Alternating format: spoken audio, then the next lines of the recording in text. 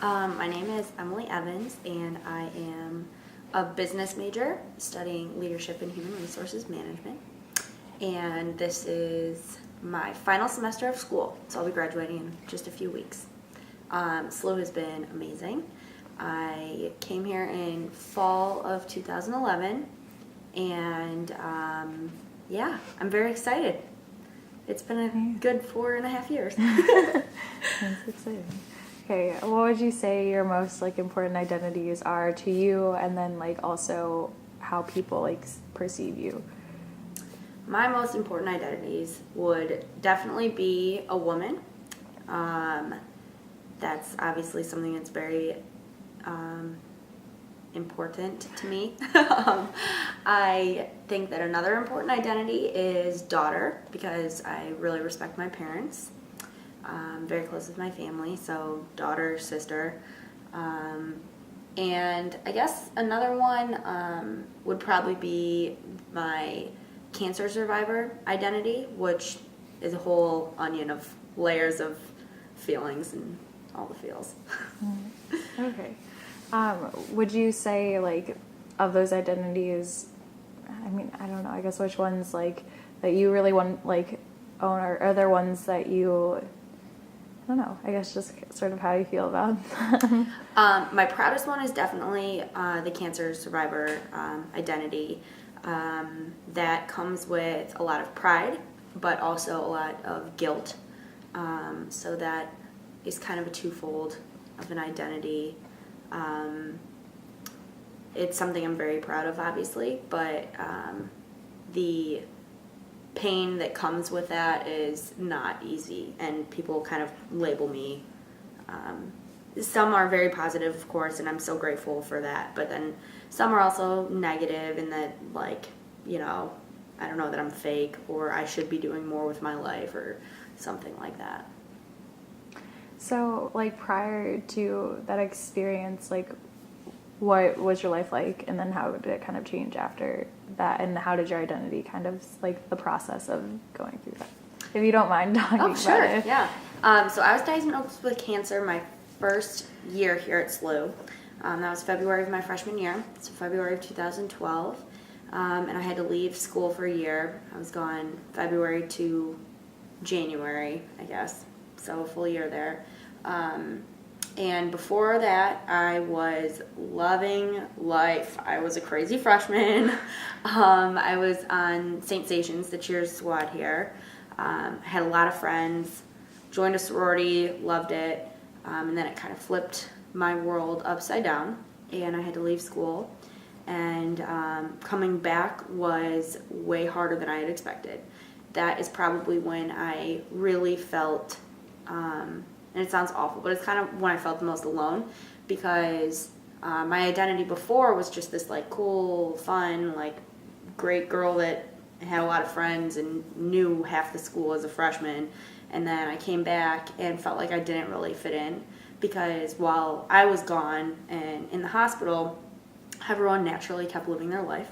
So I felt like I had to play catch up, and felt like I missed out on a lot of important growth, I guess, in my college years because of that, I would say. Was there anything that you just became a lot more aware of before or after the experience, or? After the experience, there's not a day I don't think about me and the identity of being a cancer survivor. And that sounds kind of cliche, but I have a bunch of metal parts in my leg now, so it's a constant reminder that you're not quite normal. It's a new normal. And I think just the whole factor of I know what I went through, but the rest of the world doesn't. So I feel like that's the same with every identity that people develop. Is just it's so personal to them, and it's hard to explain to other people. How do you kind of go about bridging those gaps, especially coming back to school, with your friends or even with your family, and trying to help them understand this new identity of yours? So personally, I had to work through a lot of that, and I see a counselor regularly just to talk through my personal emotions regarding that. But the way that I help friends, I guess, understand or other people see that identity is that I am very open about it. I don't ever want people to feel like they can't ask me something or that like I'm in a separate category or something. I try and be very involved in the cancer community and in like the awareness of just like letting people know like how I'm feeling and what my experience was like, just to educate other people so that there's not this like one or the other side, that this is still me, it's just another layer of that onion. Oh, that's awesome. So has there ever been moments when it doesn't just have to be like about like the cancer survivor identity, but also just like with your other identities where things have like clashed between your different identities, like I don't know, being like a woman in the business world or something like that, or like Sure. Yep. So a couple different ones. Identities clashing. I am studying human resources, which I absolutely love, but I feel like it sometimes has a stigma of being like a easy, I guess, avenue to take in the business school compared to like the finance and accounting. And I mean, realistically, probably, but it's just a different skill set of talents. So I think that sometimes I feel like that identity of being a woman in HR is like typical and like, I don't know, stereotyped to be like less than like those men accounting majors. I think also the cancer identity of that I've been called like fake and a fraud and doing it for the likes or whatever people say to me, which is just like a whole nother thing of just like, yeah, no, you know, I don't appreciate that stereotype either. So yeah, I would probably say those two have made me not feel great about myself. like if you did have to like address like those like people who've said that to you, like what would you want them to like know about it, or like either like how it made you feel or just like provide some better understanding about it, like so for definitely the HR stereotype, human resources, I think takes a special type of person, because you know, it's like I said, it's just a different skill set of talents. It's an outgoing type person that's going to be doing recruiting and things like that. And yes, I may not be strong in accounting or finance or something like that. Like, I am equally as important. So please don't make me feel like I'm not good enough to be in the business school or be a businesswoman, because, you know, I am, and I'm working at it. And then for the fake feeling that people said to me, I say I'm sorry that you feel that way. It really hurts my feelings that people can assume that about me. And I really wish that you would have gotten to know me before you made those assumptions. have there ever been moments where you felt like or recognized like you stereotyping someone or like labeling someone? Yes. Unfortunately, I think stereotyping is just part of our culture. I think people don't even realize they're doing it. I mean, I catch myself doing it and I know I shouldn't, but it's just like something that slips out or something that I think in the back of my mind about someone. But I mean, like, I know what it's like, and realistically we shouldn't be doing it. So I think that's something that our culture as a whole needs to work on. Thanks. So how, when you recognize yourself doing it, is there like something that you do specifically to like kind of like check yourself, or is it more like a looking back on the situation and being like, oh, I don't know? Unfortunately, I'm probably in the looking back on the situation phase.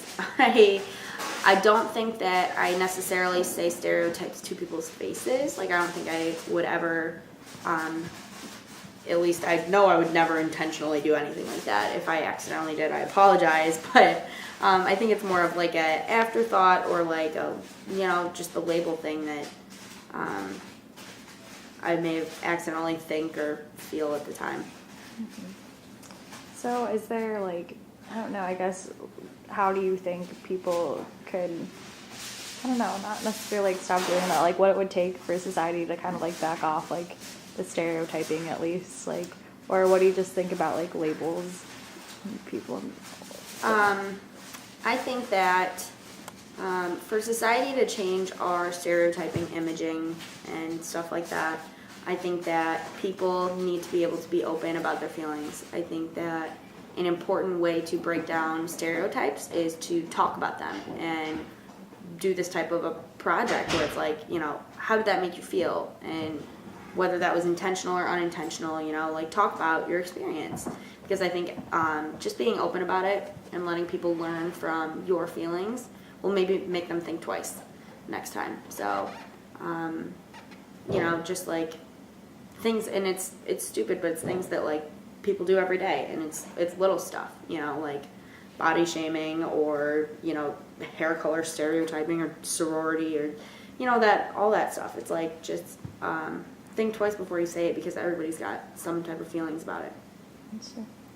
So do you think it's like labels can be more like helpful or hurtful in a sense? Because like since we do use them like so much, it is such a way to like identify certain things, everything else. But on the flip side, you do have this stereotyping. So I think that labels are a strong part of people's identities. So I think that what you identify with, whether that's your school or your sorority or your sexual orientation or anything, how you identify yourself, I think is important to you, and I think it's important that you set those labels yourself.